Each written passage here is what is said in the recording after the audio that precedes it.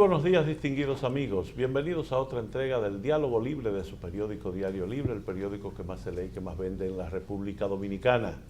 Hoy tenemos unos distinguidos invitados de la provincia más provincia de la República Dominicana, Santiago de los Caballeros, que nos acompañarán para conversar de la problemática en esa ciudad, la segunda ciudad del país, y en esa provincia tan importante para el desarrollo nacional.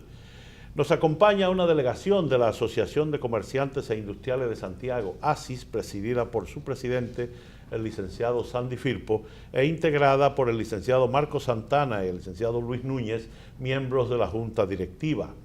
El panel de periodistas que tendrá a su cargo la conducción de este diálogo libre está encabezado por la subdirectora de Diario Libre, la periodista Inés Aispún, el subjefe de redacción, Eli Heiliger, y los periodistas de la redacción de profundidad de nuestro diario, Wilder Páez y Ramón Rodríguez.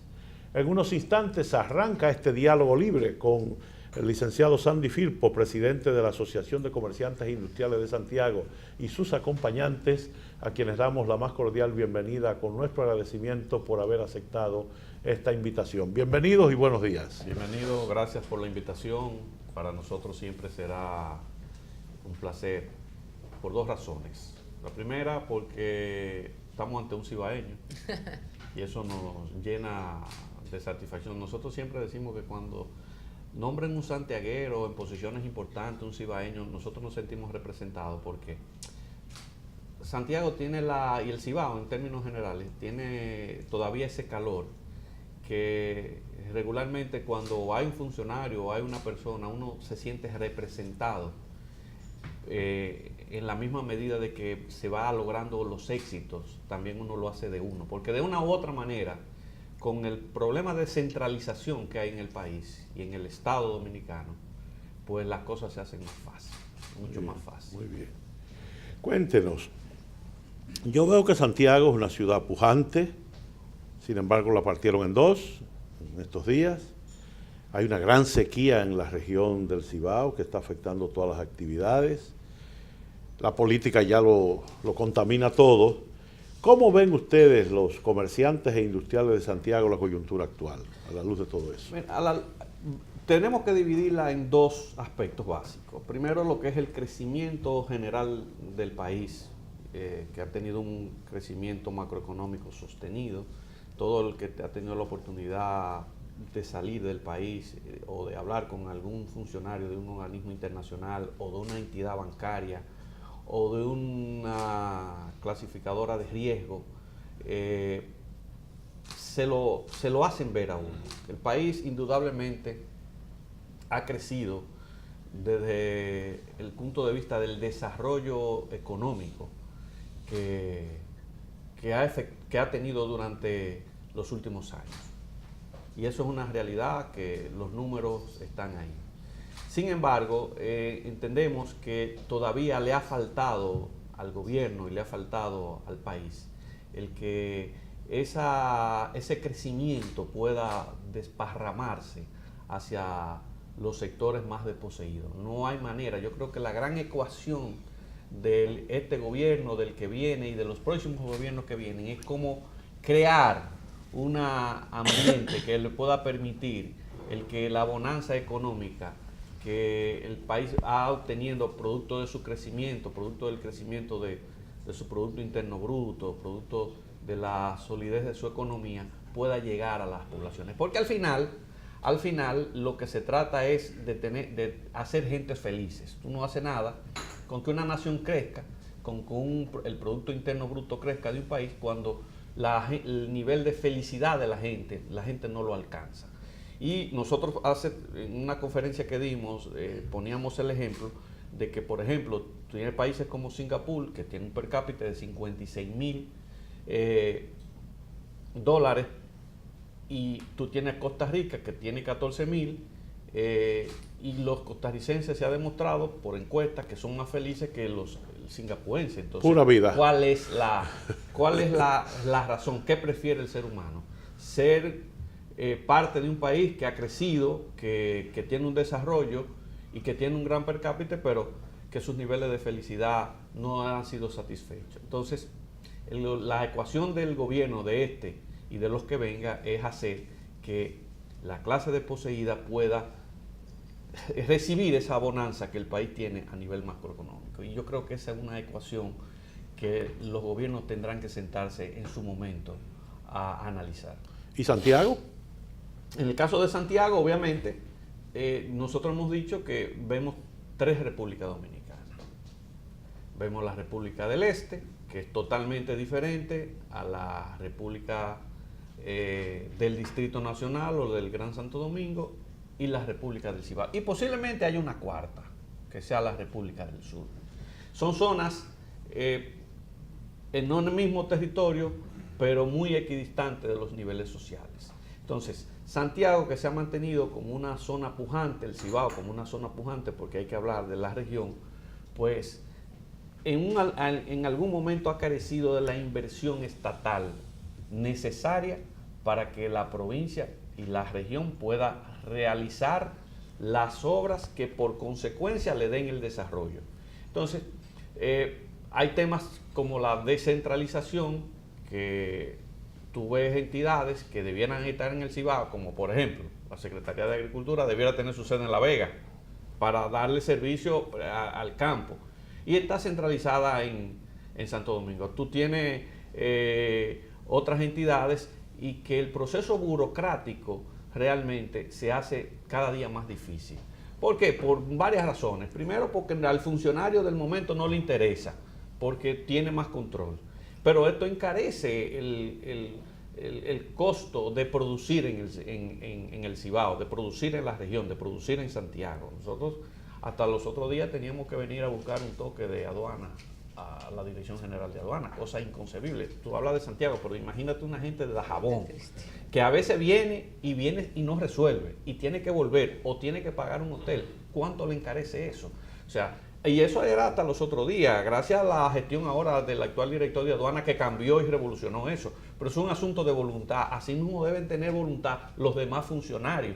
Tú tienes, por ejemplo, el caso de ONAPI, que ONAPI ya todo es en línea, y tú registras un nombre, lo pagas tu tarjeta de crédito, en 48, 72 horas tú tienes una respuesta. Pero antes eso era un problema, que tú tenías que mandar el expediente. Tú tenías una oficina en Santiago, pero tenías que mandar el expediente a Santo Domingo. En Santo Domingo ser aprobado, luego de ser aprobado, entonces volver a Santiago, y entonces eso era un proceso que se tomaba 60 días. Proceso que se puede hacer en 24 o 48 horas, tú lo tomas en 60 días. Entonces, ese golpeo que se puede manifestar como un golpeo a la estructura productiva, son de las cosas que crean problemas al momento de tú desarrollar una actividad económica. Sin embargo, aún así, aunque el comercio, producto de que la pérdida de empleo que se ha tenido en los últimos años, que se ha ido recuperando, pero no se ha ido recuperando a la velocidad que se perdieron, porque ya el empleo es un empleo más especializado. Nosotros tenemos, por ejemplo, los parques de zona franca llenos, o sea, ahí construyendo, pero en empleo que es otro tipo de empleo, no es el empleo tan masivo como se perdieron, como fueron los que se perdieron. Sin embargo, ahí se hace un gran esfuerzo el empresariado cada día. El comercio, en la parte del comercio, nosotros que somos una asociación multidisciplinaria, porque agrupamos todos los sectores, vemos el comercio, vemos la industria, vemos las exportaciones, vemos el servicio. En el caso del comercio, Santiago ha perdido capacidad de compra, capacidad de movilización. Esos 40, 50 millones que todos los viernes se tiraban a la calle y que compraban en un tramo básicamente de 4 o 5 kilómetros, que era el tramo de la Calle del Sol. O sea, se ha convertido prácticamente en negocios de extranjeros, negocios de chinos, porque son negocios de baratijas, son negocios baratos. O sea, el comercio ha perdido capacidad, porque la gente ha perdido capacidad de comprar. Y ha perdido capacidad de comprar porque la economía, cuando el gobierno no te crea obras de infraestructura, te crea un movimiento económico, también el empresario no tiene la capacidad tan rápida para crear ese movimiento económico. Muy bien, doña Inés. Una solicitud que lleva tantos años que ya no sé si es una queja o una solicitud, es la construcción del puerto para poder exportar. Manzanillo. Sí. Santiago era una región exportadora cuando no tenían ni puerto ni aeropuerto. O sea, siempre ha sido, la vocación de exportar de Santiago es notable. Desde la colonia. Exactamente. Todo el tabaco, bueno. ¿Cómo ven esta situación? ¿En qué están las conversaciones? ¿Qué pasa? Nosotros vimos con mucho agrado el anuncio del presidente en su discurso, donde establecía que el puerto de Manzanillo sería reconstruido.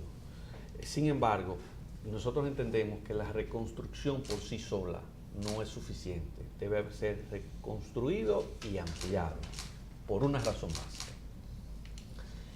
Los barcos que pueden llegar a Manzanillo en estos momentos son barcos de bodegas abiertas, no son barcos donde tú puedes llevar un contenedor, colocar un contenedor, sacar un contenedor de la finca, un contenedor de banano y colocarlo en el barco. No, tiene que ir a una bodega abierta, refrigerada.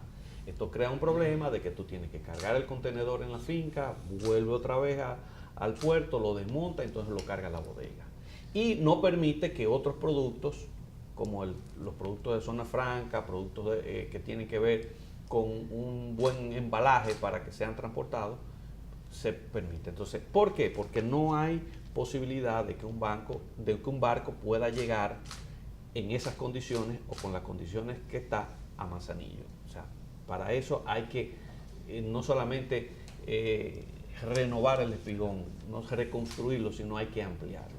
Y poner grúas y poner una serie de cosas. Sí, pero el sector privado estaría, luego que esté la gran inversión, ya esa es una actividad de flujo de caja, o sea, ya la grúa, después que yo creo que la gran inversión que tiene que hacer el gobierno es su reparación y ampliación, que es lo que no muestra interés, porque es una gran inversión y el empresariado no estaría en disposición, quizás en un momento dado, de hacer esa gran inversión, porque no genera un esquema de negocio, no genera un modelo de negocio. Ya lo de la grúa y lo de la operación, una operación logística, sí genera un modelo de negocio que te puede permitir el que un operador privado pueda entrar. Pero se necesita, aparte de la reparación, se necesita la ampliación.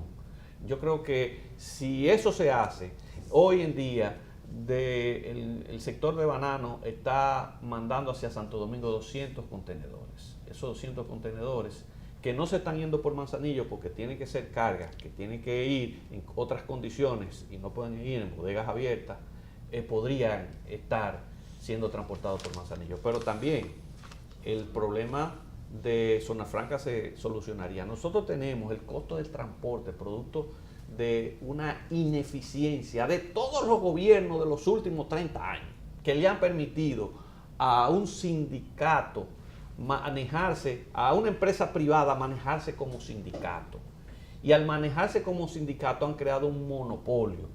Y nosotros, eso da como consecuencia, nosotros tenemos el transporte más caro de Centroamérica, que son nuestros competidores. Nosotros competimos con Guatemala, nosotros competimos con Honduras, nosotros competimos con Trinidad y Tobago, nosotros competimos con, esos son nuestros competidores y tienen un 30% menos el transporte. O sea, ¿qué produce esto en el costo del kilómetro? Que cuando tú tengas que mandar, o tú tienes que mandar de Santiago, del Cibao, hacia Caucedo o hacia Jaina, tú tienes que te incrementa el costo de transporte, que no pasaría si estuviera Manzanillo. Lo que pasa es que los conflictos de intereses, yo creo que el gobierno tiene la disposición, pero hay conflictos de intereses que no han permitido o que han torpedeado en su momento el que este proyecto se pueda dar. No sé si lo demás. Sí.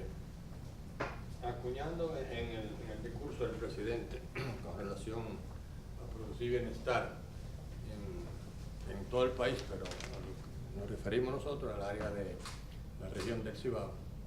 La ASI tiene un programa dentro de su agenda de trabajo, que es la regionalización de la ASI. En este orden, hemos estado trabajando ya concretamente con la agrupación de todos la fuerza viva de empresarios, presidentes de otras asociaciones y fuerza viva en el área de la producción. Nosotros sí podemos decir que el crecimiento económico se ve. Tanto uno lo puede ver con nuestros asociados, como cómo van creciendo sus capitales. Pero para garantizar bienestar a la población hace falta lo que sería una alianza público-privada. No hacemos nada con decir, bueno, nosotros los empresarios estamos creciendo, veo nuestros capitales que están aumentando y nuestras familias cercanas que están con satisfacción y felicidad. Pero el país no crece, el país no, nosotros como país, nosotros tenemos lo que es responsabilidad también empresarial, social. Y nosotros debemos saber que mientras podemos crear una combinación de estrategia, un plan público-privado, crear bienestar a toda la población, pues así mismo nuestras empresas van a crecer y vamos a tener un país mucho más fuerte y más desarrollado. Entonces, en ese sentido, nosotros creemos que el tema principal aquí es la descentralización de las inversiones que hace la administración pública, que prácticamente el 80, el 70% se queda en el área del Gran Santo Domingo y podemos decir que una gran parte ahora en la zona del este. Para lograr desarrollo hay que tener inversión. Solamente las inversiones en infraestructura las hace el gobierno, una política pública. Nosotros lo que podemos es acuñarnos a esa y seguir las rutas y desarrollar nuestros negocios en base a esos aportes. Entonces debemos, con la ayuda de todos ustedes, debemos mandar un mensaje claro, tanto al gobierno como a los futuros gobiernos, de que es necesario distribuir mejor el presupuesto en la inversión, más participativo, un poco más transparente, más democrático. De manera tal, y nosotros no pretendemos que toda la inversión sea en proporción a lo que nosotros aportamos, porque ustedes saben que nosotros aportamos al Producto Interno Bruto 17% y no recibimos siquiera un 3, un 2 punto algo. No estamos pretendiendo que nos devuelvan 17, porque sabemos que vivimos en un país democrático que necesitamos subsidiar otras zonas, ¿no? Pero no tan desequilibrado como de un 17 a un 2.8, que es más o menos como nosotros en estudios hemos determinado ahora. Entonces, es necesario que la política pública, tanto de inversión en infraestructura como en otras áreas, vayan tomando un cambio. Eso de la centralización de todos los servicios públicos crea unos entaponamientos que ya ni a la capital le conviene. Pues aquí viaja gente de Santiago, en toda la región del Cibao, a diligencia simple, como decía el presidente. Por ejemplo, aunque mencionó aduana, pero aduana tiene deficiencias tan simples como, por ejemplo, conozco un caso ahora mismo, una liquidación de Bimenpa, que son 15 o 20 mil pesos. El impuesto interno te dice que tú no tienes eso declarado. Sin embargo, usted tiene la hoja de impuestos de aduana. Eso requiere una certificación. En Santiago no se saca una certificación de una liquidación. Hay que venir a Santo Domingo, pero en Santo Domingo después te dicen que tiene que traer una carta firmada por el presidente. Y eso es un viaje. Un viaje a Santo Domingo para una empresa son 7 mil pesos. Si tú andas detrás de una recuperación de 15 mil pesos y tienes que dar 3 viajes, porque el segundo viaje es para buscarla, porque también sale a los 5 días. Estamos hablando de que tú estás gastando 17 mil pesos detrás de 15, pero obviamente la gente lo hace sin contar el esfuerzo y el trabajo y el tiempo humano de la persona que se traslada. Además que si no lo hace, la suma de la DGI se mete a 100.000 como si nada. Sí, porque esos 15 tienen unos recargos que ya hace un año, porque siempre te notifican después de un año o 2 años. Y eso está ocurriendo a diario, porque nosotros tenemos una oficina de aduana en Santiago, pero cuando tú vas no hacen ningún tipo de servicio, solamente está el servicio de unas operaciones de zona franca. Significa que hace falta, y así no solamente aduana, mencioné aduana porque el presidente mencionó aduana, pero tenemos problemas con el tema del plan piloto. Por ejemplo, allá se roba un carro en Santiago. La policía determina que el carro apareció y se lo entrega. Sin embargo, está registrado en el plan piloto que el carro es robado. Ya usted se traslada a La Vega y lo cogen preso otra vez. Tiene que venir a la capital. Y aquí hay un general que es el único que hace eso, que si él no está hay que volver.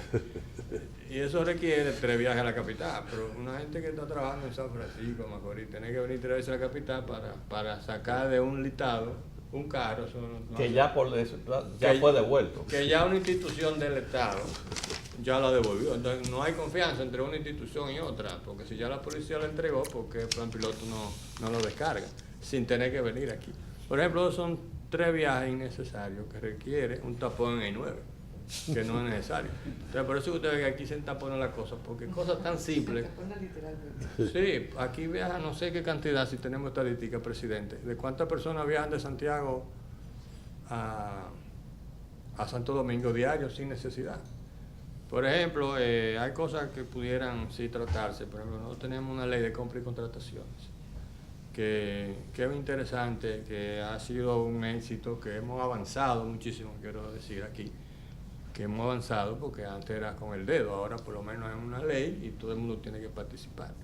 Pero hay muchas cosas que se pueden hacer para avanzar. No, la gente del interior casi no participa por esas trabas, porque a veces usted tiene, como todo está centralizado, son muchos papeles, mucha diligencia, usted necesita venir mucho a la capital. Entonces, si la compra no es tan interesante, usted dice, bueno, pues tengo que ir 5 veces a la capital tras de una venta de 40.000 pesos, por ejemplo, o una venta menor. Usted sabe que están clasificadas en ventas menores, compras menores, compras, son licitaciones públicas, no son más grandes, pero las compras menores y la comparación de precios son a escala de valores más pequeños. Pero una compra menor debería trabajarse virtual. Claro. Claro. Eso está en la plataforma, en idea, pero todavía eso no está en ejecución. Eso es muy Y importante. eso aquella que no tienen que pagar un gestor para que esté aquí. Ah, Santo sí. Domingo. Porque a veces Entonces, tienen que pagar, las empresas un poco más grandes te pagan uno o dos gestores que estén aquí en Santo Domingo y eso ya conlleva un salario, conlleva prestaciones laborales y todo lo que tiene que ver. En términos general, yo creo que el proyecto que tenemos nosotros en la ASI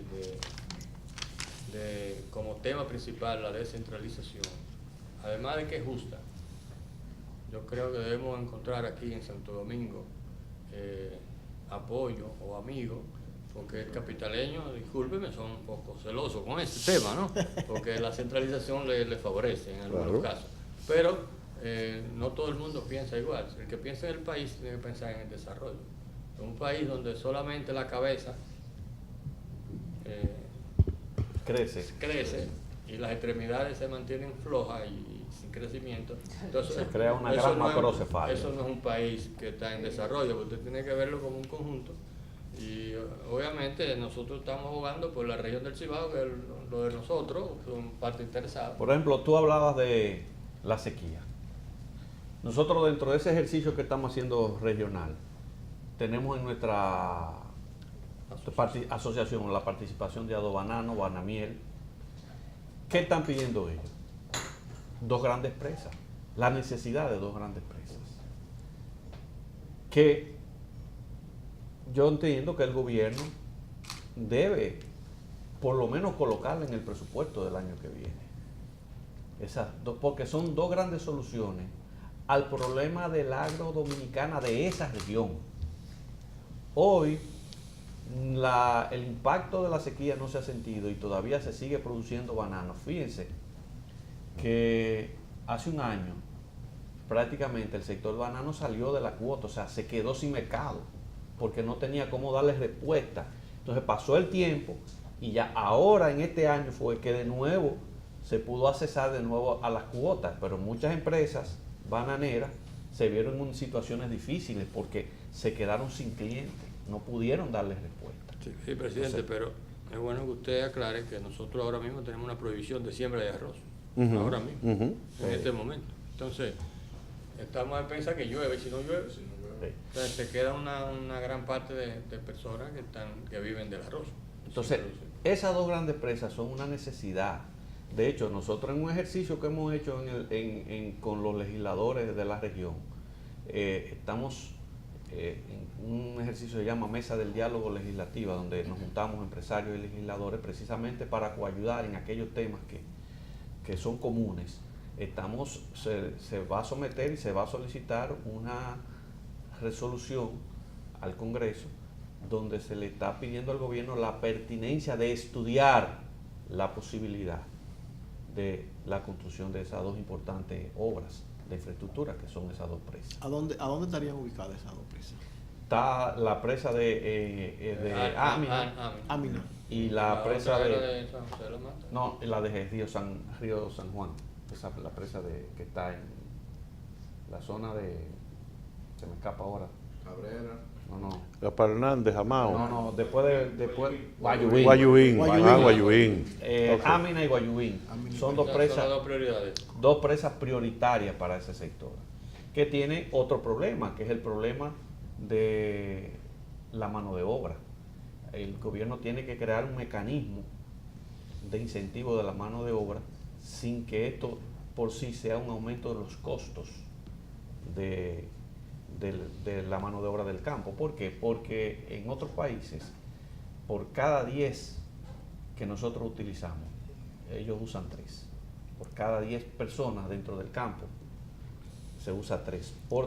Entonces eso hay que cambiarlo. ¿Pero por qué? Porque la mano de obra se ha quedado prácticamente relegada al haitiano, y el haitiano aprende pero muy lento. Entonces el dominicano no quiere trabajar en el campo. Entonces hay que crear un mecanismo para volver a insertar al dominicano en la mano de obra del campo, porque es la única manera de poder eficientizar el campo y poder reducir. Tú estás reduciendo 1/3 del costo de la mano de obra si se crean planes de incentivo que le puedan permitir. Pero para esto tiene el Estado que obviamente accionar de manera con esos planes en conjunto. Don Eli, tu pregunta. Miren, el Banco Central el año pasado en su estadística dice que el comercio creció un 8%. Yo quiero preguntarle si en la región, en Santiago, se sintió ese crecimiento de un 8%. No, el sector del comercio ha sido uno de los más golpeados, producto del consumo. La gente no tiene capacidad de consumo. Y al no tener capacidad de consumo, entonces, el comercio ha crecido, el consumo ha crecido y el comercio ha crecido producto de que hay planes de financiamiento puntuales para crear el consumo. Por ejemplo, nosotros tenemos una asociación que es la Asociación Nacional de Agencias de Vehículos, ANADIVE, que es parte de nuestra directiva, que ayer inauguró su feria, y se está pensando que se puede vender ahí entre 1.000 y 1.200 millones de pesos en vehículos. Pero esos son sectores muy puntuales. Cuando tú vienes al sector de retail, el sector de chuchero, el sector, las tiendas, las empresas de servicios, tú sientes que hay una ralentización en la evolución del comercio. Hay algunas empresas muy excepcionales que han podido ser creativos y han participado en las licitaciones del Estado. Y nosotros tenemos empresas socias muy grandes, importantes, que se han podido insertar en esa mecánica y ganan licitaciones, pero tienen toda una plataforma que no la puede tener el pequeño ni el mediano. O sea, son una plataforma ya de oficinas aquí, que tienen varios gestores aquí, que están en el día a día de eso. Y tú tienes el caso, por ejemplo, de Seconsa, tú tienes el caso de Universidad de Cómputo, de empresas que han participado en licitaciones importantes. Recientemente Seconsa ganó una licitación de 1.000 millones de pesos más o menos, 1.200 millones de pesos en educación. O sea, son empresas, pero tú tienes que tener una estructura para eso. Y no todo el comercio tiene una estructura para eso. Por eso digo que el comercio de la Calle del Sol se ha quedado relegado básicamente a extranjeros y muy específicamente a chinos e hindúes. Ese prácticamente es un mercado de chinos y de hindúes, los cuales y el empresario se ha convertido en una vocación, ha cambiado de su vocación de emprendedor a una vocación rentista, porque le ha sido más resultado alquilarle ahí hay negocios que le alquilan en $20,000 locales, que dicen: yo no me voy a ganar vendiendo camisas, pantalones, no me voy a ganar $20,000 al mes. Entonces prefiero alquilarla. Y el costo de la renta de la propiedad pues ha aumentado, y ellos han vivido de eso y han quitado sus operaciones. ¿Y el chino y el hindú qué venden? Bueno, Bueno, copias de productos chinos, muchas veces el pago de los impuestos hace muchísimas cosas para evadir y no pagar, o sea, ese tipo de cosas, mercancías que son prácticamente de desuso, que tú la usas la primera vez y después, o sea, Desechable. Entonces no es un comercio, vamos a decir, que podemos decir que se va a sostener durante el tiempo. Y el gran consumidor son los haitianos. Ah. También es extranjero para extranjero.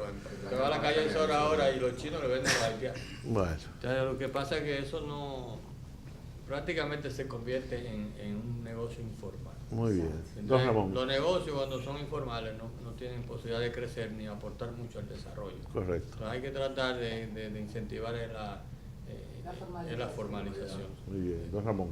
Ok. ¿Por qué los empresarios insisten en aprobar un aumento salarial con una reclasificación empresarial? Y de aprobarse esto, ¿qué significa para el sector? Mira, primero hay que partir que la reclasificación es una ley que fue convertida en ley hace más de 2 años.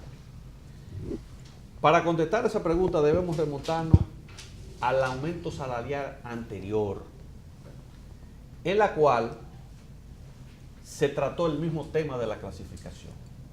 Y los sindicalistas dijeron, aprobemos el aumento salarial y tan pronto se apruebe el aumento salarial, vamos a sentarnos a ver la reclasificación de las empresas.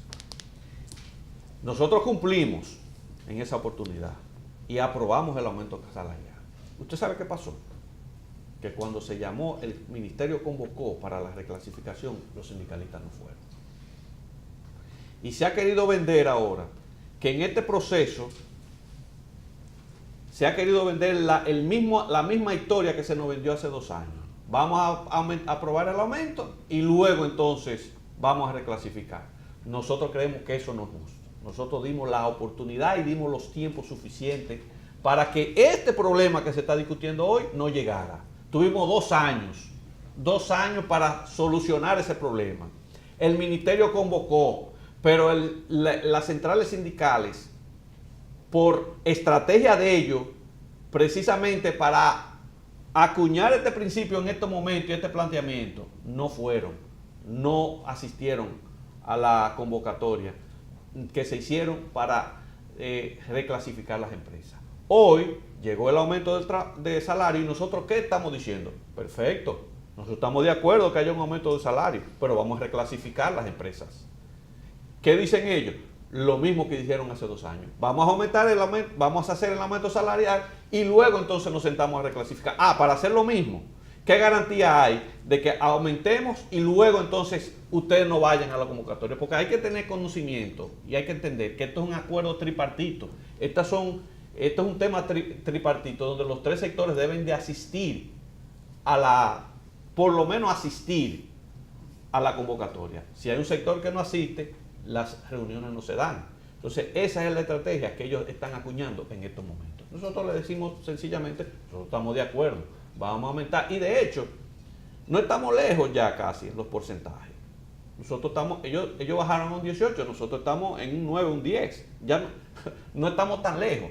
Es posible que haya un acuerdo, pues nosotros entendemos que debe haber un acuerdo sobre la base primero de la reclasificación de las empresas y posteriormente sobre el aumento salarial. Entonces, ¿qué pasa? Que los sindicalistas deben entender que el mundo cambió y deben adaptarse a los nuevos tiempos. Nosotros hemos luchado por la modificación del Código Laboral. El Código Laboral está en un 80% consensuado. Hay 2 temas. El más importante de ellos es la cesantía. El tema de la cesantía. Que en 5 años no va a ser necesario eso, En 5 años no va a ser necesario. Inclusive, nosotros se lo dijimos al presidente, en 5 años nosotros no podemos olvidar la cesantía. En 5 años van a ser ellos que van a estar detrás de nosotros para que modifiquemos el Código Laboral. Porque el mundo ha cambiado de manera vertiginosa. ¿Qué es lo que va a ocurrir? Que cuando el empresario se dé cuenta que un robot le salga menos problemático y más eficiente que un humano, ¿qué va a hacer? A menos que no haya mecanismos laborales que permita al empresario mantener la contratación de mano de obra, que nosotros estamos de acuerdo que se mantenga, nosotros creemos que la revolución tecnológica va muy rápido y que va tan rápido que va a crear un problema social, y que ese problema social tendrá que ser la gran preocupación de los gobiernos, y que hoy se está hablando de crear sistemas de ingresos universales para aquellos que se van a quedar sin trabajo, o de servicios universales. La gran pregunta es cómo vamos a mantener esos sistemas que se puedan crear para no crear un problema social, que estamos a la puerta del problema social. No, los sindicalistas son en 5 años, 6 años, son ellos los que van a venir a querer modificar el código. No le ponga tanto plazo, el Seguro Social debieron haberlo cerrado hace 20 y todavía anda ahí. Bueno, pero no se ha cerrado producto de ellos mismos. Bueno. Producto de que eso mantiene un equilibrio en el país. Dice 5 años porque en 5 años se empiezan a cobrar las pensiones de las AFP. Yo digo en 5 años porque ese es otro tema que podemos tratarlo, porque también hemos querido sacrificar a la AFP y a las ARS y han sido las que han mantenido el equilibrio y la estabilidad económica, y te lo puedo explicar. Yo digo en 5 a 6 años porque en un estudio que hizo la Universidad de Oxford está establecido de las 942 empleos y posiciones que hay, profesiones y ocupaciones que hay, el 48% de ellas van a desaparecer.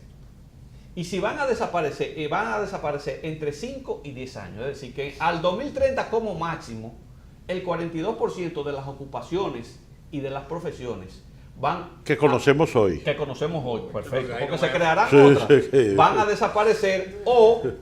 a desaparecer o quedarán muy reducidas.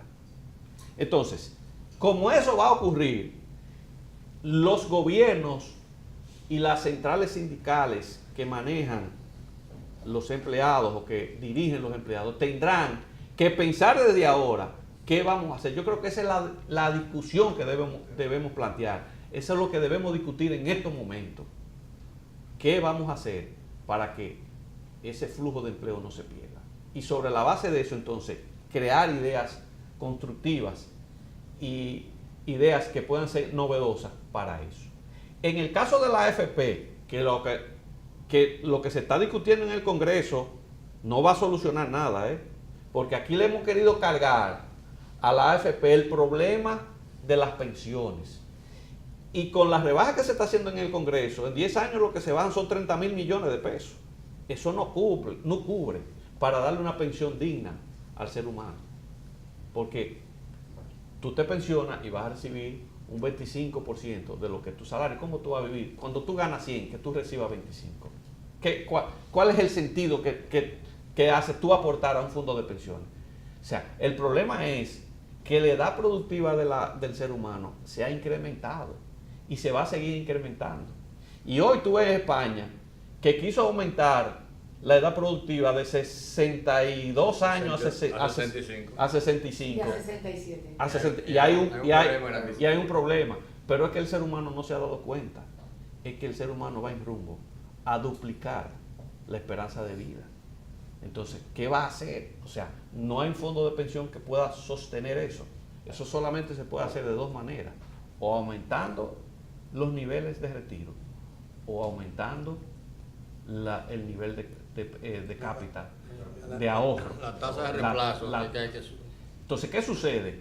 Tú dices, bueno, pero la AFP, y no quiero que esto suene a defender a AFP, pero la AFP se están llevando un dinero. Sí, pero la AFP son las que han administrado. Si ese dinero no fuese administrado por la AFP, ese dinero no estuviera o pasara como pasó en Argentina cuando de la Rúa, que el gobierno tuvo que, con la corrida bancaria, uno de los problemas más que creó fue el problema de los empleados, de los trabajadores, porque los fondos de pensiones se perdieron. Entonces esa ha sido una seguridad para el sistema. Y ese dinero que no hemos visto la obligación de ahorrar es lo que ha mantenido la estabilidad del país. Porque quítele ese ahorro al país, ¿qué podía ocurrir? cuando usted le saque ese ahorro. Si ese ahorro no estuviera, ¿dónde estuviera la prima del dólar? ¿Dónde estuviera la inflación? ¿Cómo estuviera? O sea, también tenemos que entender eso. Lo mismo pasa con las ARS. Las ARS son las que han mantenido la administración del sistema de salud. Hay muchos que dicen, bueno, el sistema de salud debió plantearse en dos pilares, Estado y prestador. No debe haber una administradora, no debe haber una ARS. Es una entidad que sí, pero a lo mejor si no lo hubiese habido eso, hoy no tuviéramos salud. ¿Por qué? Porque el hueco que se crea financieramente hubiese sido insostenible. Y eso ha pasado en otros países. Entonces, yo creo que en términos del salario, debemos abocarnos sobre todo para la pequeña y mediana empresa, a discutir la reclasificación de las empresas y luego el salario. Muy bien. Wilder. Sí, diversos sectores se han pronunciado en favor de la construcción de un ferrocarril Santo Domingo-Cibao, Santo Domingo-Santiago. ¿Qué piensan ustedes de eso? ¿Y cuántos empresarios conforman la ASIS? Mira, nosotros tenemos una membresía activa de 1.300 miembros. Empresas comerciales o industriales. Empresas. Y sobre... Están afiliados al CONEC. Sí, nosotros somos afiliados al CONEC. Y nosotros somos la institución más grande del país en número de miembros. Y la más vieja. Antes del CONEC y antes estaba la ASI. La ASI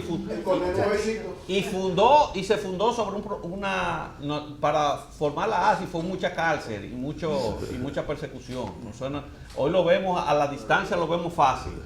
Porque así como vemos fácil la restauración y como vemos fácil la independencia, porque nosotros perdemos la memoria con fragilidad. Pero en ese momento la ASIS, para formar una asociación que fue la primera asociación empresarial de la República Dominicana. Después de la dictadura. Después de la dictadura, al caer la dictadura, nosotros y la ASI se sufrió mucha persecución, mucha cárcel y mucha represión. Confirmando la fecha, 1961. Sí. Ahora bien, en torno al ferrocarril, eso fuera lo mejor que pasara si fuera posible. Si fuera posible, eso fuera lo más importante. Alguien comienza en Puerto Plata. Sí.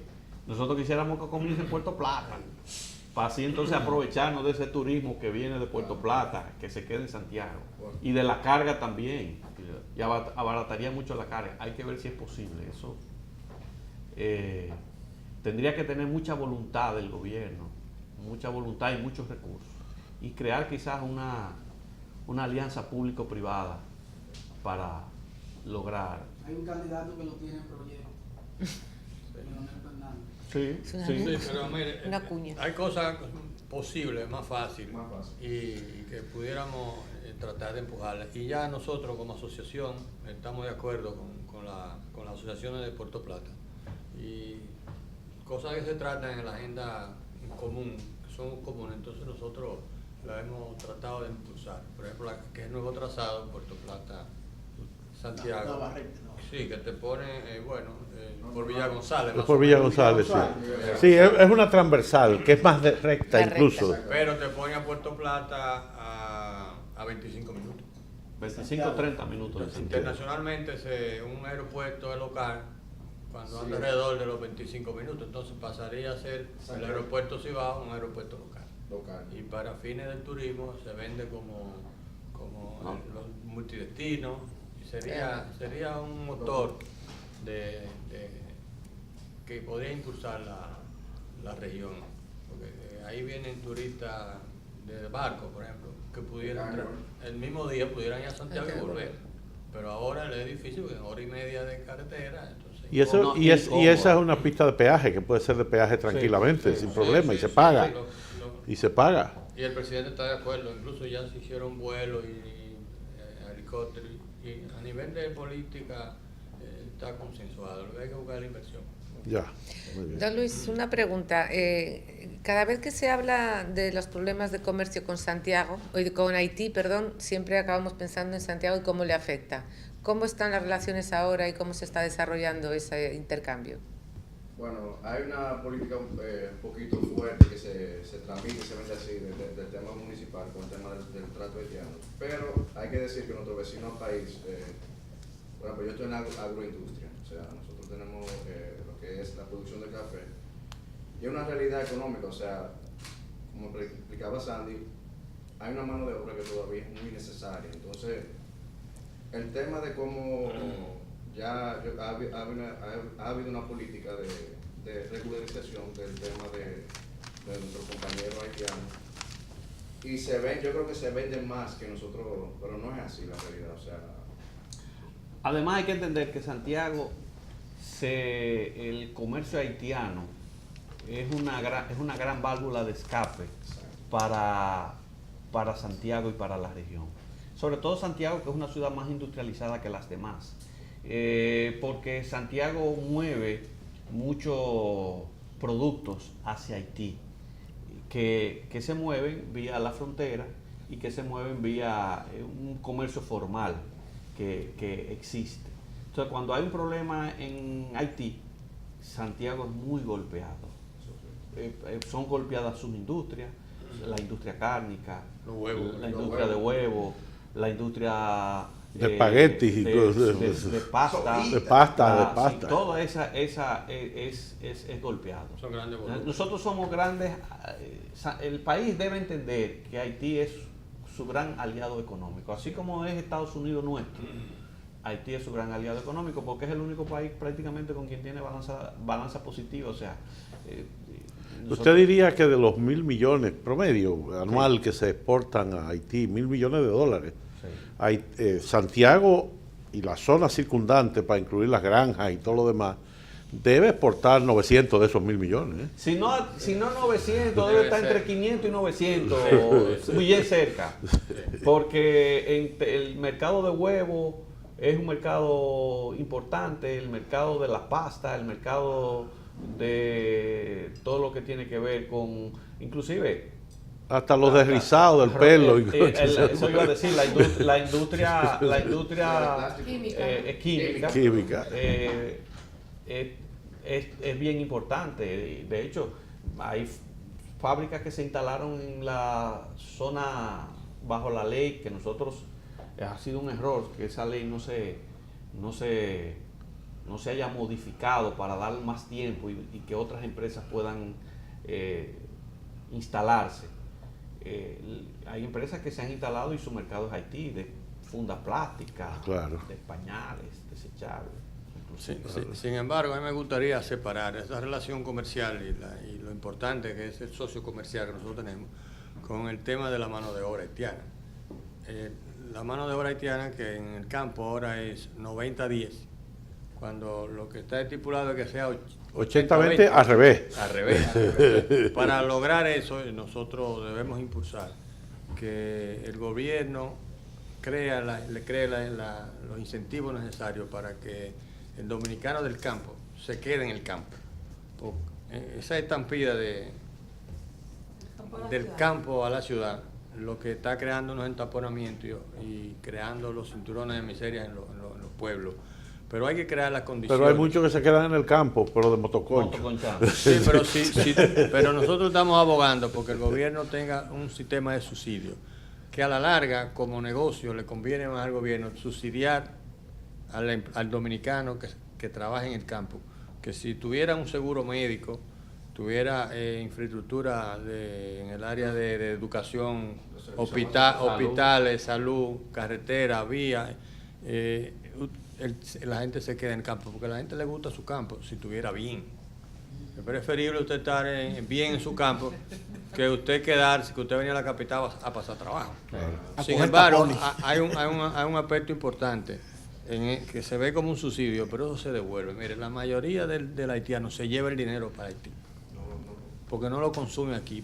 Tratan de vivir con el mínimo aquí, Tienen familia allá, lo mismo que hace el dominicano en Nueva York. Es natural. Sí, pero Sí. Pero genera plusvalor en el país. pero el gobierno dominicano, si ese dinero que se va a Haití se quedara Aquí. seguro, es menos que lo que tiene que subsidiar. Entonces, se crea unas condiciones favorables y eso se convierte en desarrollo económico. Así O sea que vamos a proponer de que se cree una serie, eso necesita un estudio, porque no es una cosa de política. Claro, No claro. estamos proponiendo dádivas de políticas sociales sin estudio. Es que sea fruto de un estudio que se pueden numerar. ¿Cuáles son las cosas que usted tiene que crear las condiciones de que una gente en el campo tenga hospital, escuela, medios de transporte, o sea, que la calle tenga asfaltada? No es comparando, pero cuando usted va a un campo en los Estados Unidos, dice, no, pero esto no parece un campo, porque entonces tú encuentras que en el campo hay un Marshall, una tienda de... Sí, sí, sí. Hay supermercados grandes, pero es un campo. Hay todo. Pero definitivamente es un campo, las casas están retiradas, está la agricultura, pero tiene condiciones. Y Tiene las condiciones porque tiene el consumidor. pero que hay que copiarla, la cosa buena hay que copiarla, porque allá sí existe el subsidio a la agricultura. Sí. Sí, en China, en todo. Existe el subsidio. Entonces la gente, obviamente, una familia de 5, 3 se quedan en el campo y 2 van a estudiar. Un ejemplo, hay 3 en el campo. El que no estudia se queda en su campo tranquilo, pero tiene todo. Desde televisión, cable y Netflix y todo, lo tiene en el campo. Entonces eso hay que crear las condiciones para que la gente no salga del campo. Don Eli. Yo tengo más o menos 2 preguntitas breves. Si por las condiciones de estabilidad que tiene el país, hay empresarios haitianos que se han instalado en la zona para aprovechar y exportar. ¿Y qué les representa en la estructura productiva al empresariado del Cibao el problema energético y los problemas de la delincuencia, la seguridad? No. Lo primero es que no hay muchos haitianos haciendo inversiones. Inversiones en la El zona. haitiano tiene un sentido muy arraigado de lo que es la inversión en su país. El haitiano puede vivir aquí, prácticamente se da quizás la misma dinámica del dominicano. Puede vivir aquí, pero al final lo ata mucho a su...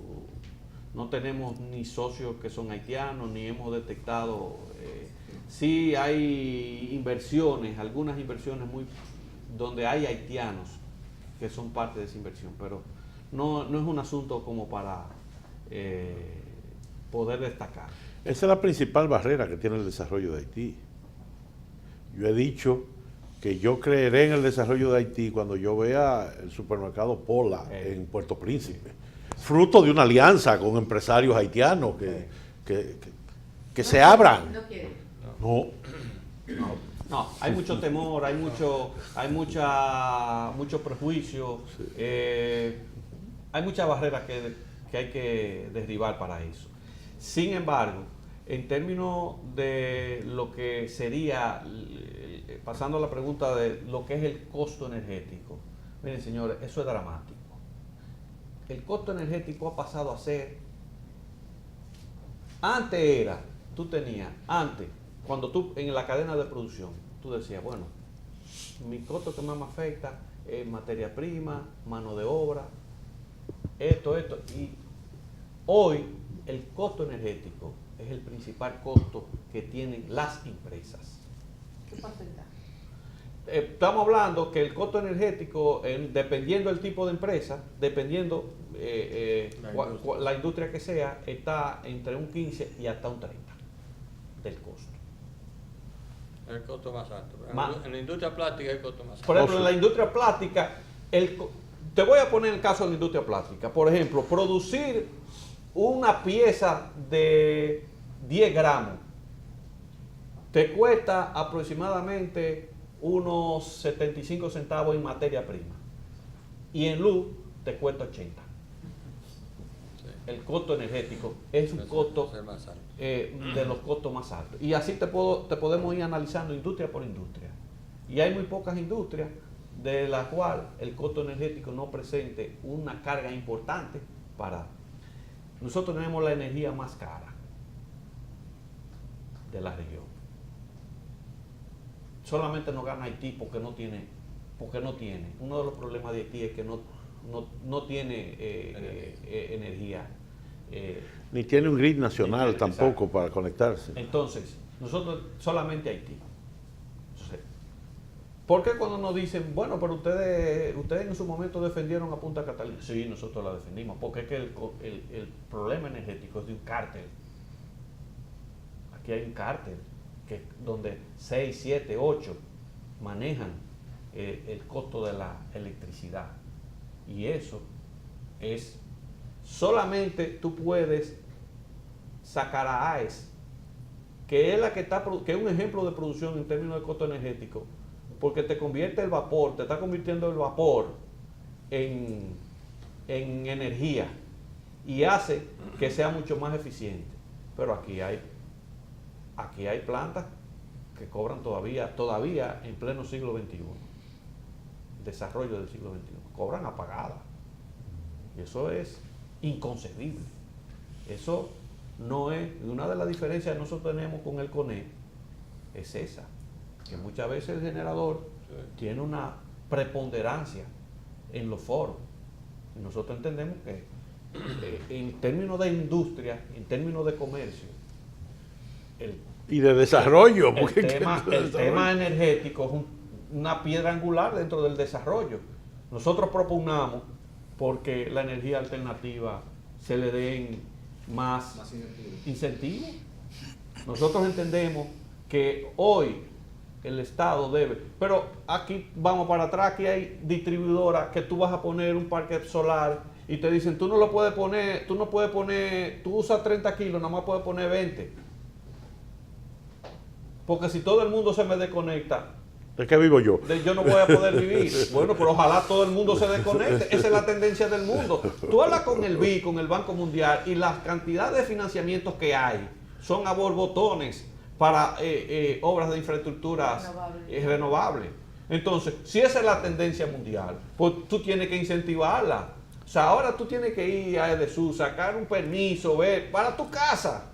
Y muchas veces, o para tu empresa, y muchas veces te dicen, tú no puedes poner la cantidad que tú vas a poner. Es el mismo padre familismo del pobre del barrio, y el mismo padre familismo se ve arriba. Presidente, ahí volvemos al tema de la centralización.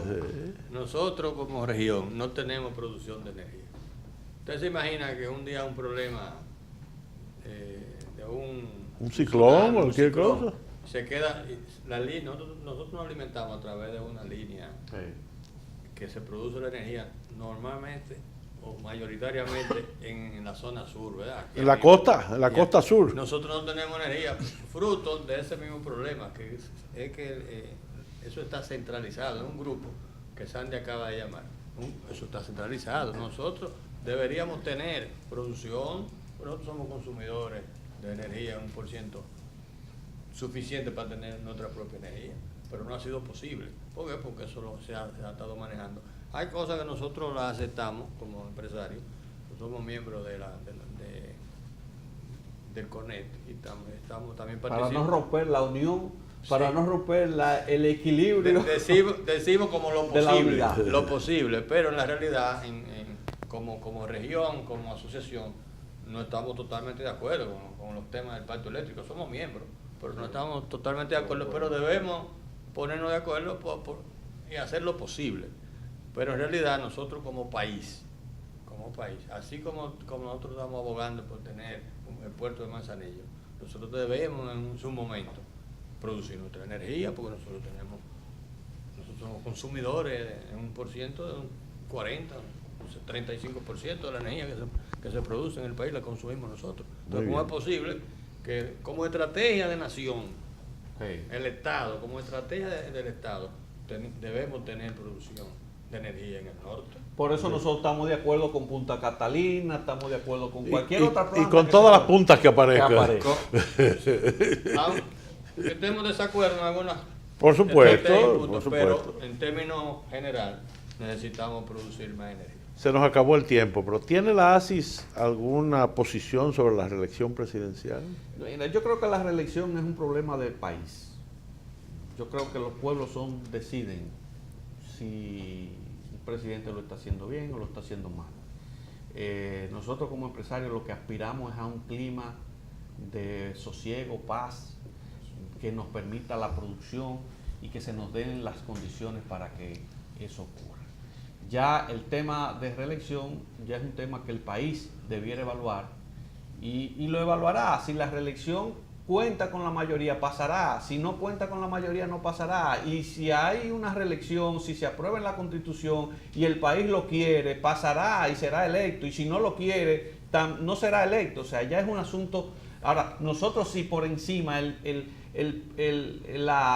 la parte que nos preocupa es que el país se mantenga en estabilidad, se mantenga en una estabilidad social, una estabilidad económica y que se permitan dar las condiciones, que no se produzcan excesos y que las iniciativas que tiene el sector empresarial, que tiene la ASI, como son varias leyes que estamos trabajando, como es la ley de invasión de terrenos, que es un problema no solamente social, sino que está parando la inversión inmobiliaria y el empresario ya le cuesta más mantener una inversión que la va a desarrollar en un futuro, mantenerla cuidada, que ya les representa un costo, que es una ley que estamos tratando de que, trabajándola para que el Congreso la apruebe, que extraiga del código, como el Código Penal está empantanado, que luego se cree una ley básicamente para eso, como leyes, cuerpos de leyes que se están estudiando en el Congreso y que nosotros estamos participando activamente porque entendemos que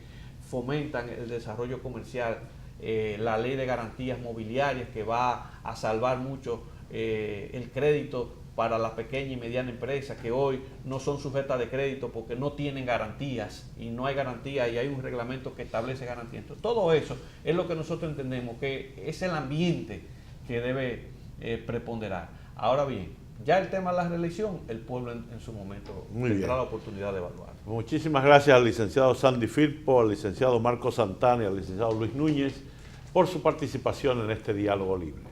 A todos ustedes, muchísimas gracias por la atención prestada y hasta un próximo diálogo libre. Buenos días.